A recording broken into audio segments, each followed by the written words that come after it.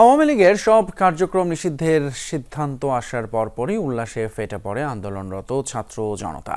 মিষ্টি বিতরণের পাশাপাশি স্লোগানে মুখরিত হয়ে পড়ে গোটা এলাকা। সরকারের এই ঘোষণাকে প্রাথমিক বিজয় হিসেবে দেখছে তারা। দেশে যাতে আর কখনো ফ্যাসিবাদের জন্ম না হয় সেই প্রত্যাশা তাদের মুখে।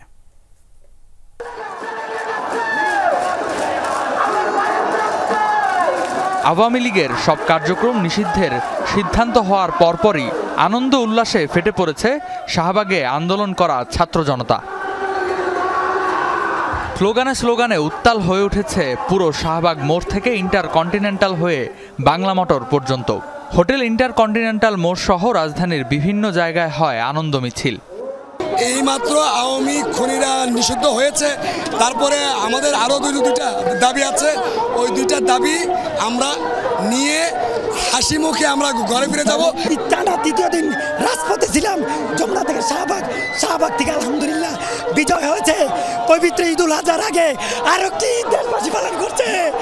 আগামীতে যে রাজনৈতিক সংগঠনে এভাবে দেশের গণতন্ত্রের বিরুদ্ধে মানুষের গণহত্যা করবে, সন্ত্রাসী কাজকর্ম করবে, চাঁদাবাজি করবে, আমরা তাদেরকেও প্রতিহত করব ইনশাল্লাহ। ছাত্র জনতা আগেই ঘোষণা দিয়েছিল দাবি আদায় না করে ঘরে ফিরবেন না তারা। একই সাথে হুমকি ছিল প্রধান উপদেষ্টার বাসভবনের সামনে অবস্থান নেয়ার।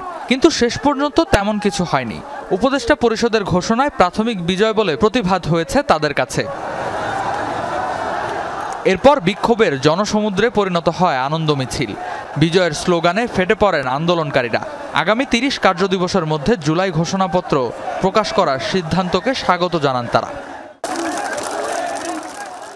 বাংলাদেশে আর যেন কখনোই ফ্যাসিবাদের জন্ম না হয় সেই বন্দোবস্ত তৈরির দাবি জানান ফ্যাসিবাদ বিরোধী জাতীয় ঐক্যের নেতাকর্মীরা।